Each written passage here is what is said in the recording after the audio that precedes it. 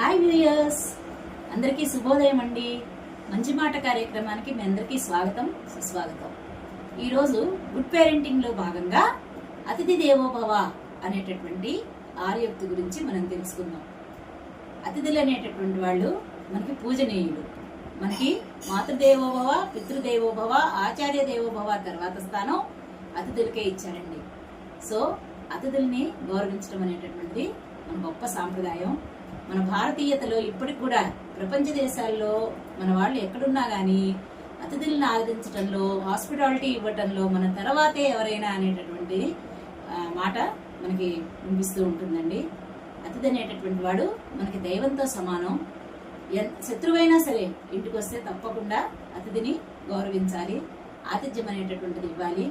మరి అలా అతిథుల్ని గౌరవించే సాంప్రదాయం ఉంది కాబట్టే మన భారతదేశం మీదకి అలెగ్జాండర్ దండయాత్రకు వచ్చాడండి.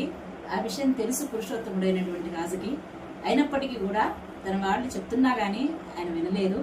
ఆయన నా అతిథి, నా దేశానికి వచ్చాడు కాబట్టి ఆయన శత్రువైనా సరే ముందర ఆయనకు ఆతిథ్యం ఇవ్వటం నా ధర్మం అని చెప్పి తన ధర్మాన్ని ఆయన నెరవేర్చాడు.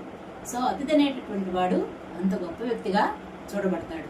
కానీ ఈ రోజుల్లో ఆతిథ్యం అనేటటువంటిది కరువైపోతుందండి. మరంతా కూడా గ్లోబలైజేషన్ అయిపోయింది. మన సంస్కృతిని, సాంప్రదాయాల్ని విదేశాలు గౌరవిస్తూ ఉంటే భారతదేశంలో ఇక్కడ విదేశీయత కనిపిస్తుంది. ఈరోజు ఎవరికి సంబంధ బాంధవ్యాలు అనేటటువంటివి ఉండటం లేదు. అతిథుల్ని నిరాకరిస్తున్నారు, తమ సొంత వాళ్ళలాగా చూడటం లేదు, వెంటాడుతున్నారు. సో అది ఆ కల్చర్ పారిపోవాలి, ఉండకూడదు మన దగ్గర.